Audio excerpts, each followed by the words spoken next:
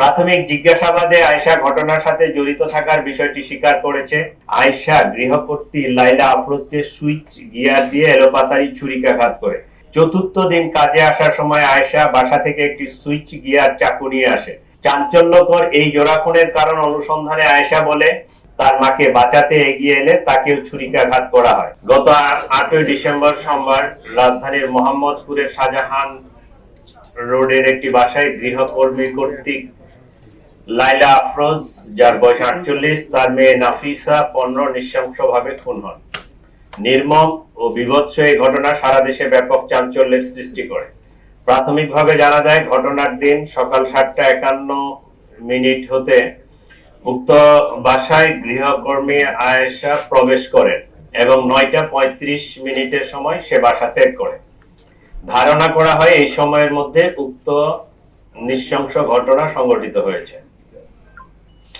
এই ঘটনায় নিহত লাইলা আফরোজের স্বামী বাদী হয়ে মোহাম্মদপুর থানায় একটি হত্যা মামলা দায়ের করে। ঘটনার পরপরই মোহাম্মদপুর থানা পুলিশ ও ডিএমপির ঊর্ধ্বতন কর্মকর্তাগণ ঘটনাস্থল পরিদর্শন সহ ঘটনার প্রকৃত রহস্য উদ্ঘাটন, ঘটনার সাথে জড়িত প্রধান সন্দেহভাজন গৃহকর্মী আয়েশার বিস্তারিত তথ্য সংগ্রহ করার কাজ শুরু করেন। তদন্তে জানা যায়, সন্দেহভাজন গৃহকর্মী আয়েশা ঘটনার 3 দিন পূর্বে উক্ত বাসায় গৃহকর্মীর কাজ নেয়। কাজে যোগ দেওয়ার পূর্বে তার নাম, ঠিকানা, যোগাযোগের কোনো ফোন নাম্বার উক্ত বাসায় কারো কাছে ছিল না।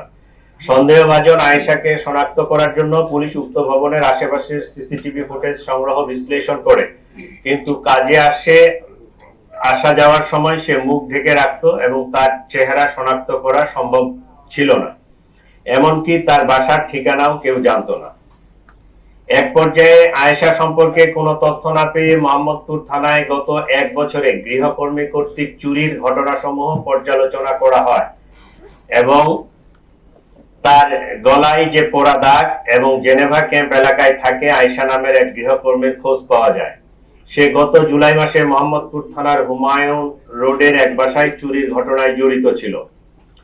সংশ্লিষ্টদের সাথে কথা বলে প্রাপ্ত তথ্য যাচাই বাছাই করে আয়েশার সাথে যোগাযোগের একটি মোবাইল নম্বর পাওয়া যায়।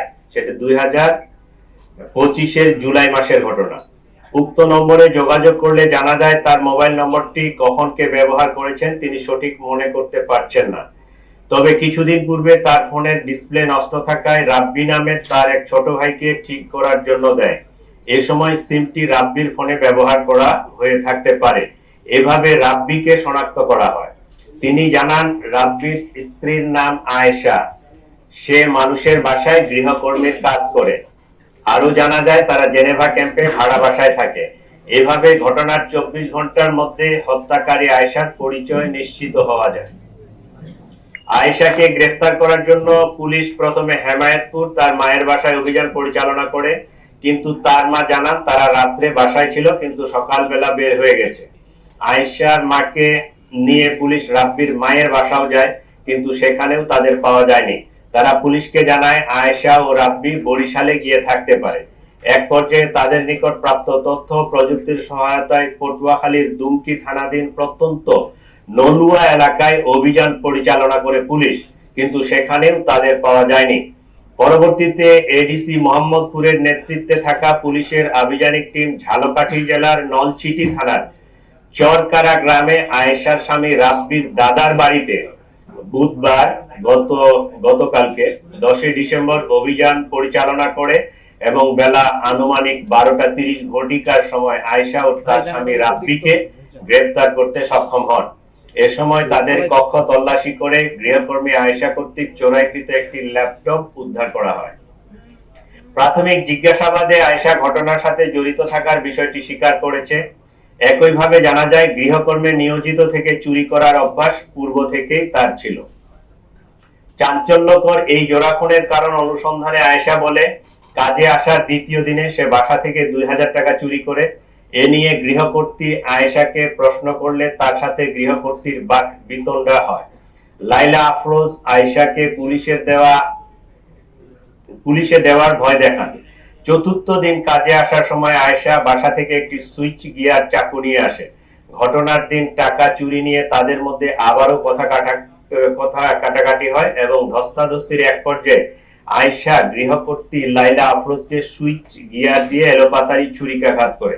এ সময় তাদের মেয়ে নাফিসা তার মাকে বাঁচাতে এগিয়ে এলে তাকেও ছুরিকাঘাত করা হয়। ছুরিকাঘাতের ফলে অতিরিক্ত রক্তক্ষরণে মা ও মেয়ে দুজনেই মারা যান বলে প্রাথমিকভাবে প্রতীয়মান। ঘটনার সময় আয়েশা নিজেও আহত হয় এবং রক্তমাখা কাপড় চোপড় পাল্টিয়ে মেয়ে নাফিসার স্কুল ড্রেস পরে বাসা থেকে বের হয়ে যায়। যাওয়ার সময় ব্যাকপ্যাকে একটি ল্যাপটপ, মোবাইল ফোন আরো কিছু জিনিসপত্র নিয়ে যায়। বাসা থেকে বের হয়েছে সোহরাওয়ার্দী মেডিকেলের ভিতরে গিয়ে পুনরায় কাপড় পাল্টিয়ে তার নিজের কাপড় পরিধান করে সে সাভারের উদ্দেশ্যে রওনা হয়।